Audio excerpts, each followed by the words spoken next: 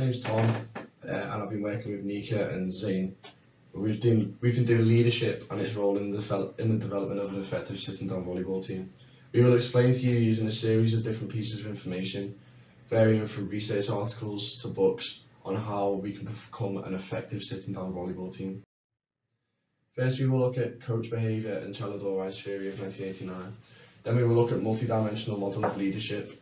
Then we look at research articles, followed by a summary. First theory is coach behaviour and Chaladorai's theory of 1989. Leadership is the process by which an individual influences a group of individuals to achieve a common goal. When studying leadership, there are four approaches which we can take: trait, behavioural, situational and interactional. Trait suggests that there are certain genetics which make a person become an effective leader, for example, courage, organisation, effective listener. Behavioural suggests that anyone can become an effective leader by learning and displaying the behaviours of other effective leaders.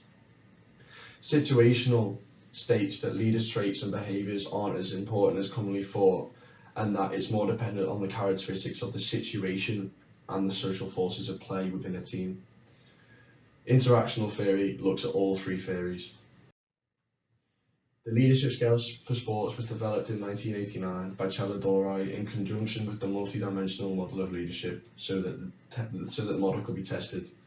The LSS consists of 5 different groups: training and instruction, democratic behaviour, autocratic behaviour, social support and positive feedback.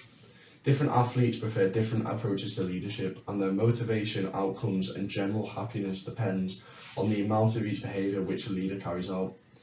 Different levels of performance or rage may naturally require higher levels of a particular behaviour. For example, youth level may require more social support, or elite level may require more training instruction. In terms of our volleyball group development, we went for democratic behaviour and more social support. This is because our team was in the early stages of the development. So I'll be speaking about the multi-dimensional model of leadership, and I'll be saying what it is, how it works, and giving a brief summary with examples and an argument. So what is it? Chaladorai's model posits that leader effectiveness in sport will vary depending on the characteristics of the athletes and constraints of the situation. Essentially, this means that the impact of your ability as a leader relies on the behaviours of your athletes as well as any limitations in your environment. So how it works. The level of performance and satisfaction from your athletes depend on 3 types of leader behaviour: required, actual and preferred. The antecedents are what leads to 3 types of behaviour: situation, leader and members. Different individuals have different needs, which is why the leader would have to adapt to these requirements. And essentially, antecedents are things that precede another. For example, member characteristics can lead to both required and preferred behaviour to be initiated by the leader. This is because characteristics such as age, ability, sex, etc. are taken into consideration by the leader, which then forces them to act upon the established norms. For example, acting appropriately in front of your athletes or conforming to the preferences of your team members. The congruence hypothesis is what is needed and the coach's approach to performance. If the coach does what the team wants, they'll be happier, although it may not be what they need. The coach will then have to form his or her plan based on the needs of their team. Some arguments are from Horn in 2002, and Horn argues that the socio-cultural context, for example, the norms of the group and organisational climate, for example, competitive level, process versus outcome oriented, are 2 key situational factors influencing leader expectancies and values, which then affect leader behaviour. This goes against Chaladorai's belief that there is a direct link between these antecedent conditions and leader behaviour. However, Horn then argues that the antecedent conditions will affect leader expectancies and values, which then affect leader behaviours. This means that there could be effect on the values and expectancies on the leader as a result of their antecedents, rather than there being a direct link. To conclude, there are 3 types of leader behaviour: required, actual and preferred. There are 3 antecedents: situational, leader, member.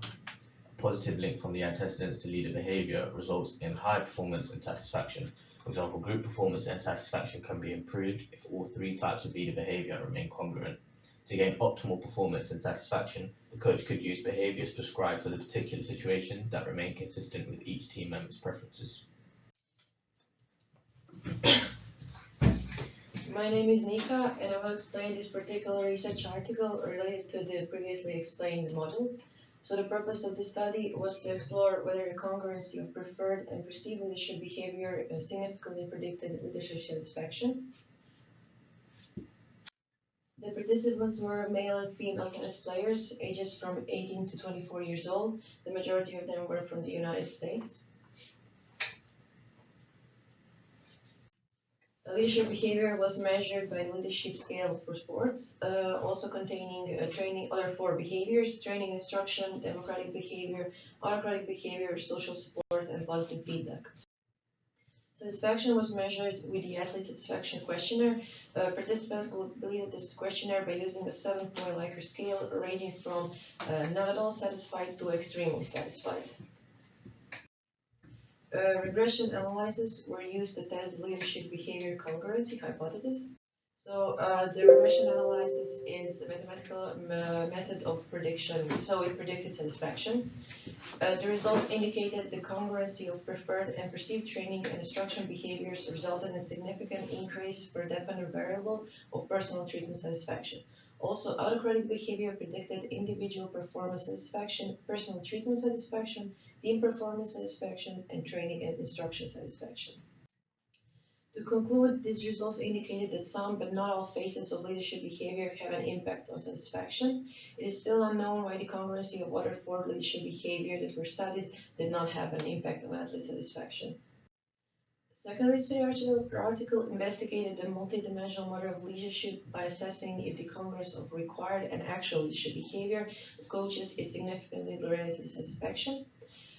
In conclusion, the congruence between perceived and actual perceived required positive feedback was associated with athlete satisfaction. So both of the articles partially supported the multidimensional model of leadership. We hope that we have provided sufficient evidence and forceful explanation of leadership styles to become a successful sitting volleyball team.